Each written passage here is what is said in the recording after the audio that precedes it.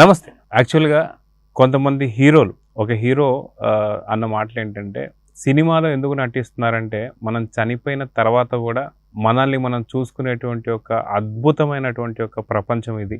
రంగుల ప్రపంచం అని జెప్పేసి అన్నారు. అతనెవరో గాదు, రాజేంద్ర ప్రసాద్ గారు. అయితే ఇదే విషయాన్ని చూస్తే చనిపోయిన తర్వాత గూడా ఆ మనిషిని మనం చూసుకోగలుగుతున్నాం అనే టెక్నాలజీ మాత్రం ఏఐ టెక్నాలజీ వచ్చేస్తుంది.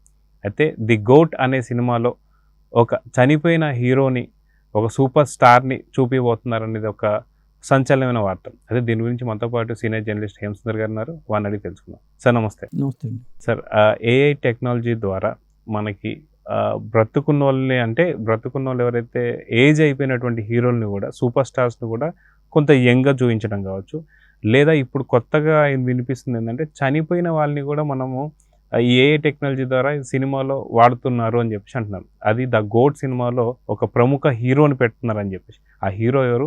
ఆ వివరాలు ఏంటి? ఇప్పుడు చనిపోయిన వాళ్ళు తెర మీద కనిపించడం అనేది అసాధ్యం కాదని లేటెస్ట్ టెక్నాలజీ నిరూపిస్తుంది.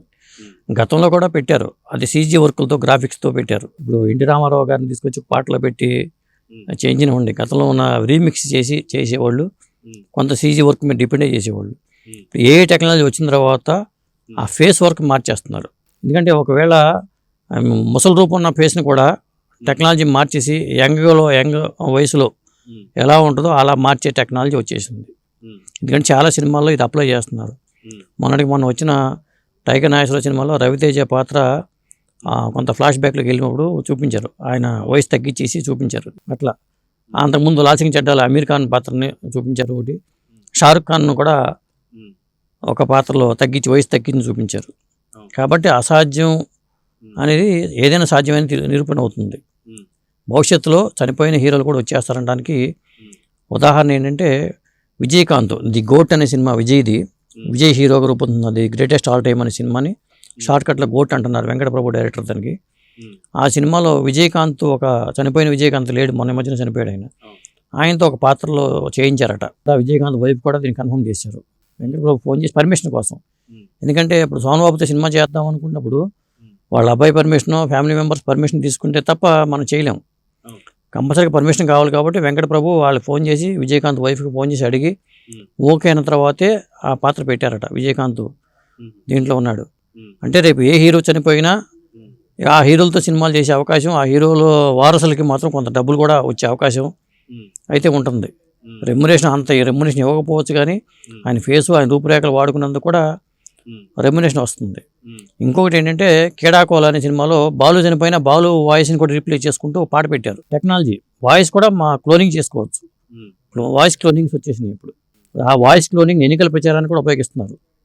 ఇప్పుడు చంద్రబాబు గారి నా వాయిస్తోనే మీ పేరు జగన్, లేదా మీ పేరు పలానా సో వెంకటేశ్వర గారు, మీరు ఎన్నికల్లో మా తెలుగుదేశం పార్టీకి సైకిల్ గుర్తుకి ఓటేయండి అంటే మీ పేరుతోనే ఆయన ఫోన్ చేసి చెప్పే విధంగా వాయిస్ క్లోనింగ్తో టెక్నాలజీ వచ్చింది. ఇది వాయిస్ క్లోనింగ్ అంటారు. అలాగే 'కేడాకోల' సినిమాలో బాలు వాయిస్తో పాట పెట్టారు. అంతకుముందు ఏఆర్ రెహమాన్ కూడా ఒక సినిమాలో వేరే సింగర్స్ది, అది ఏ టెక్నాలజీతోనే పెట్టుకున్నారు. ఇట్లా టెక్నాలజీ మారిపోతున్నప్పుడు రకరకాల మార్పులు వచ్చేస్తున్నాయి. అంటే చనిపోయిన వ్యక్తుల వాయిస్లు, చనిపోయిన వ్యక్తుల రూపాలతో కూడా మనం సినిమాలు చేయొచ్చు అనడానికి ఇదే ఉదాహరణ. అయితే ఏఐ టెక్నాలజీ ద్వారా చాలా మంచి పనులు అయితే మనకి సినిమాలో చూస్తున్నాం, కానీ దీనివల్ల కొంత ఇబ్బందికరమైన పరిస్థితులు కూడా మనం ఎదుర్కోవచ్చు అని చెప్పేసి అనుకోవచ్చు. అంతేగా మరి. ఇప్పుడు సంఘ విద్రోహ శక్తులు దీన్ని ఆసరాగా చేసుకుని నేరాలు చేసుకుని ఆ వ్యక్తుల మీద, ఇప్పుడు మీ రూపాన్ని తీసుకుని ఫోటో తీసుకుంటే సోషల్ మీడియాలో మీ ఫోటో దొరుకుతుంది. ఆ ఫోటో పెట్టేసి ఆ రూపంతో చేయొచ్చు, వాళ్ళు దొరకకుండా చేయొచ్చు. లాస్ట్ కొన్ని నెలల క్రితం ఒక యాంకర్, ఎవరో ఒక బాలీవుడ్ యాంకర్ సంబంధించి లిఫ్ట్లో వెళ్తున్నటువంటి సందర్భంలో తను వేసుకున్న దుస్తులు అంత సరిగ్గా లేవు. అలాంటి దగ్గర రష్మిక మండన ఫేస్ పెట్టి దాన్ని చాలా పెద్ద వైరల్ చేశారు. దాని మీద రష్మిక మండన కూడా కొంత రిప్లై ఇచ్చుకున్నారు. సో ఏఐ టెక్నాలజీ అని చెప్పి ఇలాంటి ప్రమాదాలు కూడా ఉండే అవకాశం ఉంటాయంటారా?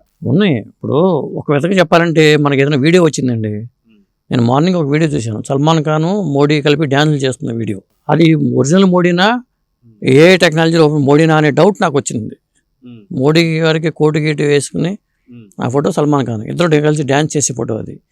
నిజంగా మోడీ గారు ఆ కార్యక్రమానికి వెళ్ళి అక్కడ వేదిక మీద ఉంచున్నారా అనేలాగా ఉంది. అలాంటి డౌట్ వచ్చేస్తుంది.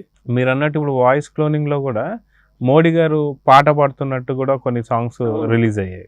ఓకే. సో ఇట్లాంటి వల్ల మంచి ఉంది, చెడు ఉంది. ఏది ఎక్కువ మనకి మంచిగా ఉపయోగించుకుంటేనేమో అద్భుతంగా ఉంటుందండి. మనకి లేకపోయినా మన ఎన్టీ రామారావు గారిని లేదా అక్కినేని నాగేశ్వరరావు గారిని మళ్ళీ సినిమాల్లో చూసుకుంటూ చేసుకోవచ్చు, అలానే ఎంజాయ్ చేయొచ్చు. చెడు అంటేనేమో ఇప్పుడు ఇట్లాంటి రష్మిక మందన్న లేకపోతే ఇట్లాంటి ఫోటోలు, ఇదివరకు ఏంటంటే మార్ఫింగ్ చేసిన ఫోటోలు వచ్చేవి, ఫేస్ మార్ఫింగ్ చేసేసి వెబ్సైట్లో హీరోయిన్ల ఫోటోలు రకరకాల ఫోటోలు చేసి వచ్చాయి, శృంగార ఫోటోలు అన్నీ వచ్చాయి. ఇప్పుడు ఈ వీడియోలే వచ్చేస్తున్నాయి ఏకంగా. అది ఒరిజినల్ పర్సనా లేకపోతే డూప్లికేట్ పర్సనా కూడా తెలియట్లా. ఎంతైనా ఒరిజినలే, డూప్లికేట్ అండి. అది మనలాంటి కామన్ మ్యాన్కి అర్థం కాదు, కానీ టెక్నాలజీ తెలిసిన వాళ్ళు దాన్ని పట్టుకోవడం పెద్ద కష్టమేమి కాదు. అయితే ఏఐ టెక్నాలజీ ద్వారా ఇప్పుడిప్పుడే సినీ రంగానికి మనం చూస్తున్నాం కాబట్టి రానున్న కాలంలో మనం చాలాసార్లు చూసాం. శోభన్ బాబు వీడియోస్ కూడా బాగా వైరల్ అవుతున్నటువంటి కొన్ని చిన్న చిన్న షార్ట్ వీడియోస్ మనం చూస్తున్నాం.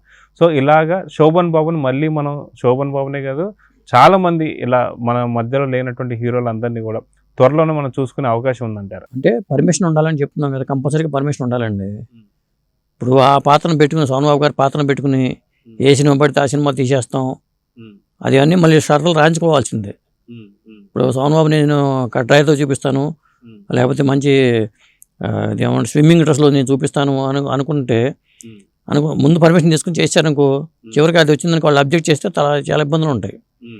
ఇది సోమబాబు అనుకుంటున్నాం, హీరోయిన్ల పరంగా చేశారనుకో అది ఇబ్బందే కదా. అది వాళ్ళ ఫ్యామిలీ మెంబర్స్ కానీ వాళ్ళ పిల్లలకి కానీ వాళ్ళకి ఇబ్బందేగా. చాలా సమస్యలు ఉంటాయి, టెక్నికల్గా చాలా సమస్యలు ఉంటాయి. మనం ఏ చేస్తామని క్లియర్గా వాళ్ళు చెప్పాలి. ఫ్యామిలీ మెంబర్స్ పర్మిషన్ లేకుండా చేయకూడదు. సో మొత్తానికి ఏఐ టెక్నాలజీ అనేది రానున్నటువంటి రోజుల్లో అద్భుతాలు జరిగే అవకాశం ఉందంటారు. ఖచ్చితంగా ఉంది. రజనీకాంత్ 171 సినిమాలో రజనీకాంత్ ఫోటో లుక్స్ వచ్చేసినాయి ఆల్రెడీ.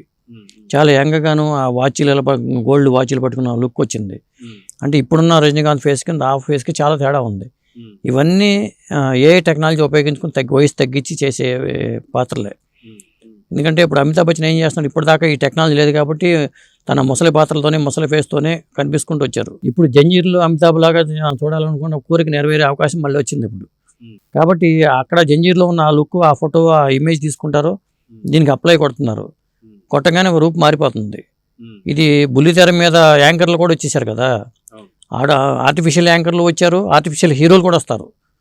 భవిష్యత్తులో ఏంటంటే కొత్త ఆర్టిఫిషియల్ హీరోలు కూడా తయారు చేయొచ్చు ఈ టెక్నాలజీతో.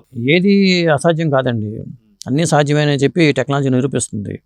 కాకపోతే ఒరిజినల్ డూప్లికేటే, అది మాత్రం క్లియర్. సో చూద్దాం సార్, మొత్తానికి గోట్ సినిమాతో కొత్త ప్రయోగం అని చెప్పేసి అనుకోవచ్చు.